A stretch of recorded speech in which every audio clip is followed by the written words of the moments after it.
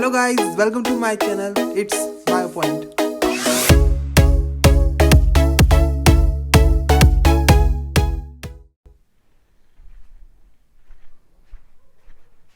Hello everyone, welcome to BioPoint. हम start करने जा रहे हैं हमारा माइक्रोब्स इन ह्यूमन वेलफेयर का लेक्चर नंबर 2। इसके पहले हमने पढ़ा था कि कैसे हम चीज़ का फॉर्मेशन करते हैं और कैसे हम मिल्क से कर्ड बनाते हैं। अब हम स्टार्ट करने जा रहे हैं माइक्रोब्स इन इंडस्ट्री, कि कैसे माइक्रोब्स इंडस्ट्रियल लेवल पे बेनिफिशियल है। तो सबसे पहला माइक्रोब्स को हम यूज़ करते हैं एल्कोहलिक बेवरेजेस बनाने के लिए और एंटीबायोटिक्स बनाने के लिए। तो अब हम देखते हैं कि कैसे हम इंडस्ट्री में एल्कोहलिक बेवरेजेस बनाते हैं। तो यहाँ पे अपने पास सबसे पहला आता है इथेनॉल प्रोडक्शन।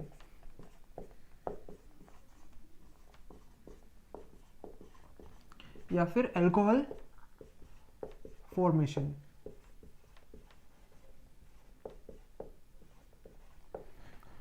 अब जो मैं इथेनॉल प्रोडक्शन कर रहा हूं इसको अपन कहते हैं ब्रीविंग।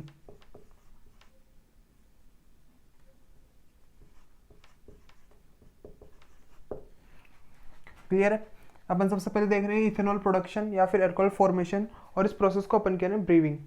अगर मैं इथेनॉल का फॉर्मूला लिखूं तो होगा मेरे पास CH3CH2OH।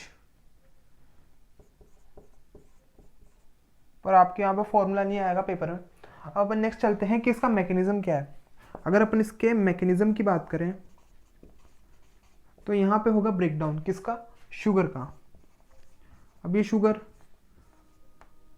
ग्लूकोज भी हो सकती है या फिर अपन बात करते हैं फ्रक्टोज भी हो सकती है। ग्लूकोज और फ्रक्टोज मैं इसका करूँगा क्या? Break down. अब इसके ब्रेक डाउन करने के लिए जो प्रोसेस है उसको अपन कह रहे हैं ग्लाइकोलाइसिस, और मेरे पास यहाँ पे फॉर्मेशन होगा पाइरूवेट का। तो देखो क्या हुआ, शुगर थी कौन सी? ग्लूकोज या फ्रक्टोज, इसकी हुई ग्लाइकोलाइसिस और मेरे पास क्या बने? पाइरूवेट। फिर मेरे पास यहाँ पे बनती है CO2 और इथेनॉल, और इसी इथेनॉल से क्या बनता है? अल्कोहल। क्लियर है? ये अपने पास सिंपल सी स्टेप है किसकी? इथेनॉल प्रोडक्शन की।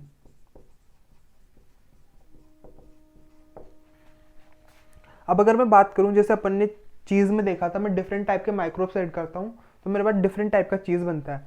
उसी तरह से मैं डिफरेंट टाइप के यहाँ पे रॉ मटेरियल को यूज करूंगा तो मेरे पास यहाँ पे डिफरेंट टाइप के अल्कोहल बनेंगे, या फिर मैं कहूँ डिफरेंट टाइप के बेवरेजेस बनेंगे।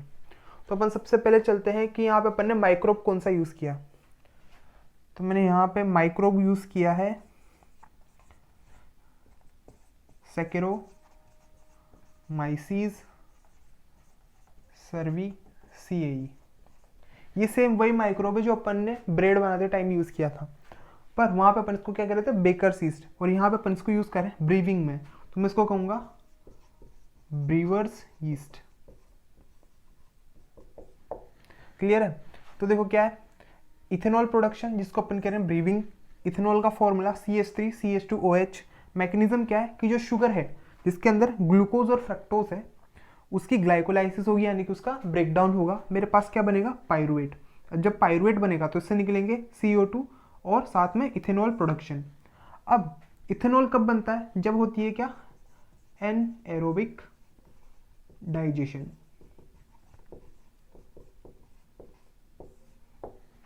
और यहाँ पे मैंने माइक्रोब कौन सा यूज किया है? सैकेरोमाइसिस सर्विसिएई। इसको मैं क्या कह रहा हूँ? Brewers yeast. अब अपन आगे चलते हैं कि जैसे अपन ने देख लिया कि यहाँ पे माइक्रोब सैकेरोमाइसिस सर्विसिएई यूज किया। फिर नेक्स्ट चीज मेरे पास ये होगी कि जो डिफरेंट टाइप की अल्कोहलिक बेवरेजेस होती है वो कैसे बनती है। तो इसका सिंपल सा है, type of alcoholic beverages depend on, पहला तो ये कि उनको बनाने के लिए रॉ मटेरियल क्या यूज किया है, और दूसरा ये है कि वो डिस्टिल्ड है या फिर अनडिस्टिल्ड।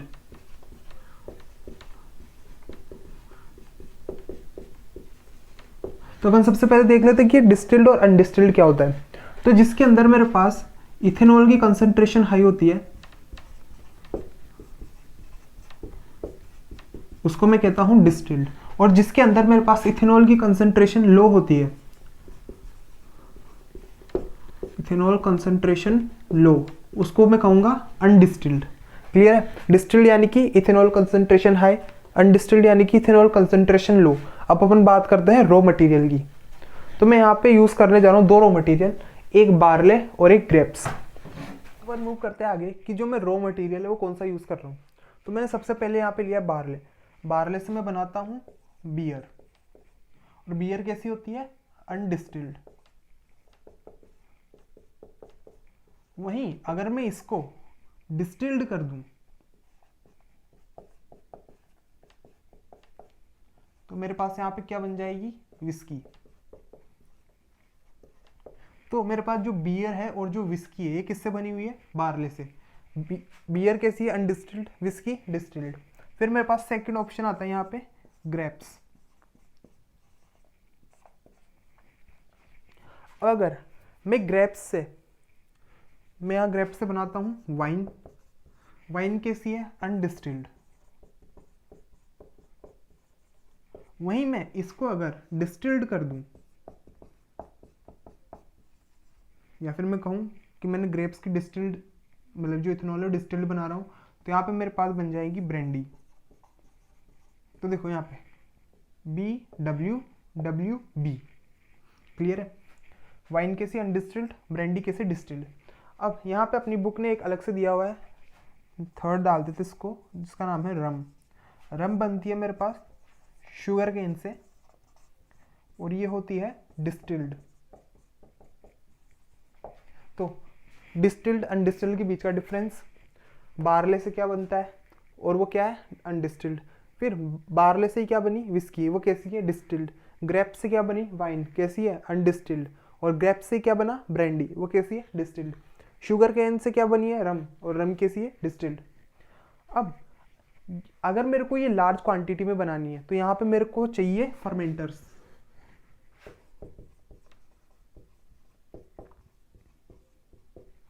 ठीक है? अगर मेरे उनका प्रोडक्शन लार्ज स्केल पे करना है तो मेरे को यहाँ पे चाहिए फर्मेंटर्स।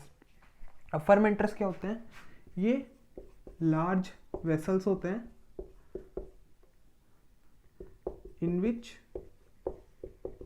एनारोबिक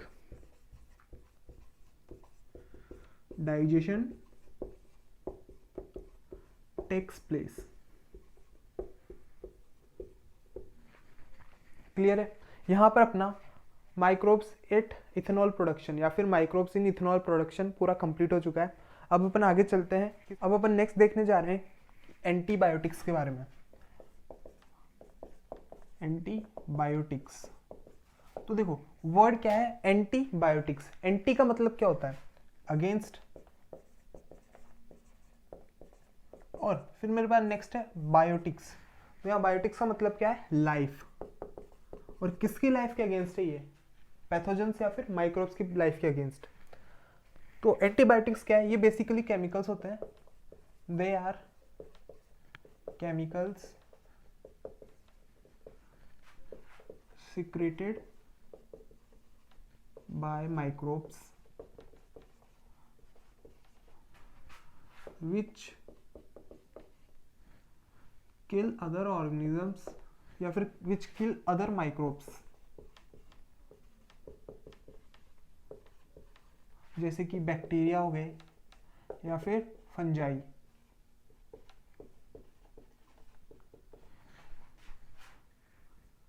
और रिटार्ड देयर ग्रोथ।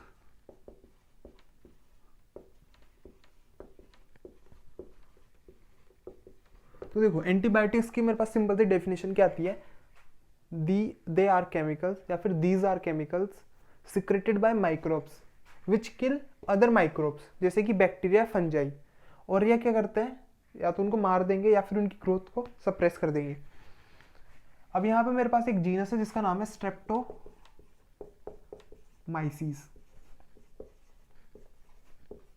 मेरे पास जो ज्यादातर एंटीबायोटिक्स है वो किससे बनती है? इसी जीनस से बनती है।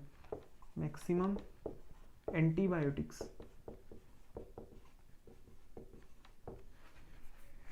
इतना क्लियर है आपको? अब देखते हैं एंटी बायोटिक्स में जो वर्ड है एंटी किसके लिए है? For microbes. यानी कि ये एंटीबायोटिक्स इनके अगेंस्ट में है। फिर नेक्स्ट वर्ड है मेरे पास यहाँ पे एंटी, मतलब तो इनके लिए क्या है।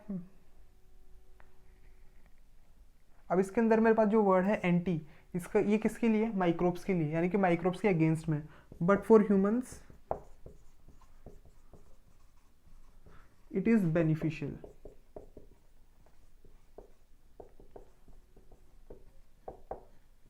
कैसे? क्योंकि ये ह्यूमन पे जो माइक्रोब्स वगैरह या फिर ह्यूमंस के अंदर जो माइक्रोब्स है उससे प्रोटेक्शन प्रोवाइड कर रहा है उनको किल करके। अब अपन नेक्स्ट देखने जा रहे हैं discovery of antibiotics.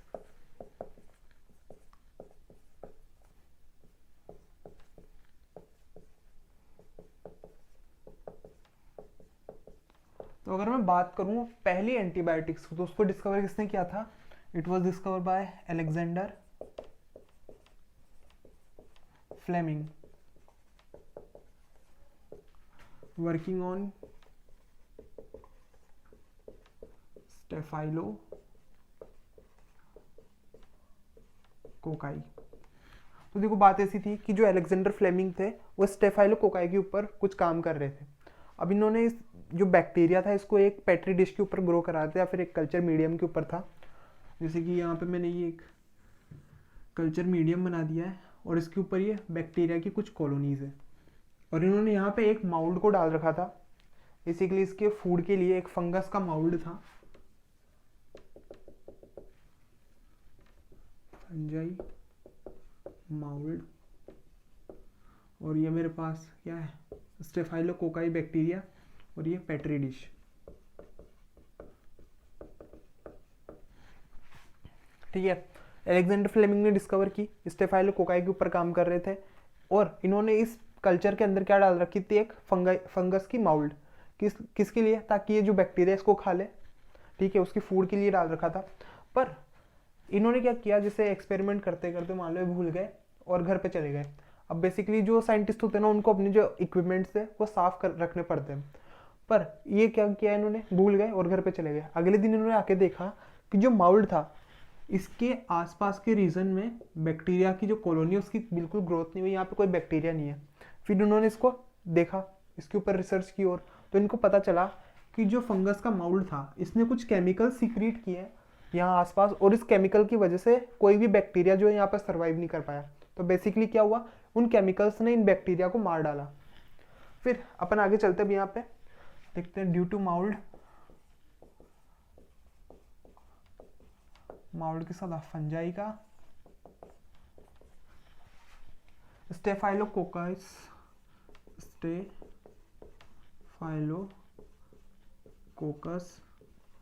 Bacterial colony क्या नहीं कर पाई, can't produce more colonies near mould. ठीक है, माउल्ड की वजह से क्या हुआ कि जो बैक्टीरियल कॉलोनीज थी वो और नहीं बन पाई। अब अपन देखते हैं ऐसा क्यों, due to chemical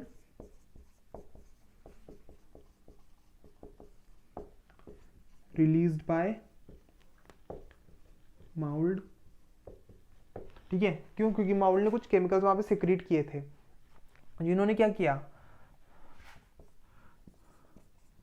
which inhibit growth of bacteria. अब देखो बात ऐसी है, जो मेरे पास यहाँ पे माउल्ड था, कौन? पेनिसिलियम। इसने यहाँ पे प्रोड्यूस किया था एक केमिकल जिसका नाम है पेनिसिलिन। तो कहानी कुछ ऐसी है कि जो फंगस था इसको अपन क्या करें, पेनिसिलियम, इसने यहाँ पे केमिकल सीक्रेट किया, क्या? पेनिसिलिन। इस पेनिसिलिन की वजह से क्या हुआ, इस आसपास वाले रीजन में बैक्टीरिया की नई कॉलोनीज नहीं बनी। कौन सा बैक्टीरिया? स्टेफाइलोकोकाई। तो मेरे पास जो पहली एंटीबायोटिक की डिस्कवरी है कुछ इस तरह से हुई, पर इसने इसको डिस्कवर कर दिया, फिर इसके बाद इसने इसके ऊपर कोई रिसर्च नहीं की। फिर कहानी में आगे आते हैं दो और साइंटिस्ट जिन्होंने इसके ऊपर काम किया। अब अपन देखते हैं role of antibiotics was established by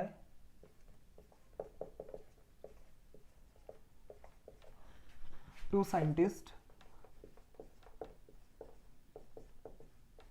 ठीक है। तो देखो उसने तो इसको डिस्कवर कर दिया, किसको, पेनिसिलिन को, पर उसका जो रोल था उसको इस्टेब्लिश किया 2 साइंटिस्ट ने। पहले का नाम है Ernst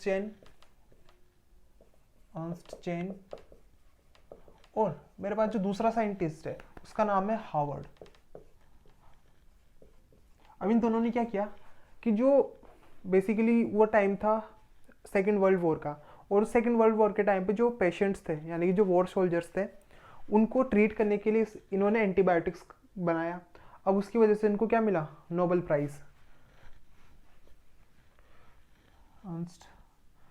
and they use it to treat patients during war. अब वॉर के टाइम पे पेशेंट्स की हेल्प की है तो उसके लिए इनको क्या मिल गया, नोबेल प्राइज।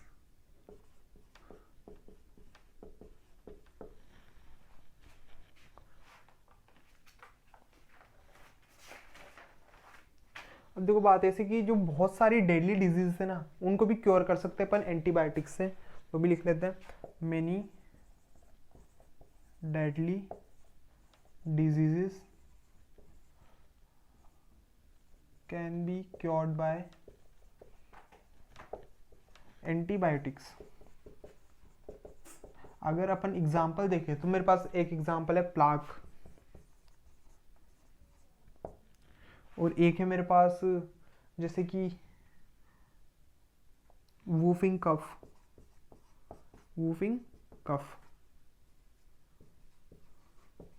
तो देखो बात क्या है, रोल ऑफ एंटीबायोटिक्स को स्टेब्लिश किसने किया, 2 साइंटिस्ट ने, नाम क्या, अर्नस्ट चेन और हार्वर्ड। इन्होंने क्या किया, इसको यूज किया पेशेंट्स के लिए ड्यूरिंग वॉर, उसके लिए इनको मिल गया नोबेल प्राइज। और बहुत सारी जो डिजीजेस है उनको अपन क्योर कर सकते हैं एंटीबायोटिक्स से। तो अपना एंटीबायोटिक्स एट इंडस्ट्री या फिर एंटीबायोटिक्स इन इंडस्ट्री कंप्लीट हो चुका है। अब अपन मिलते हैं नेक्स्ट लेक्चर में जिसमें हम इसकी जो आगे वाले प्रोसेस है या फिर जो नेक्स्ट टॉपिक्स है उनको करेंगे। Thank you.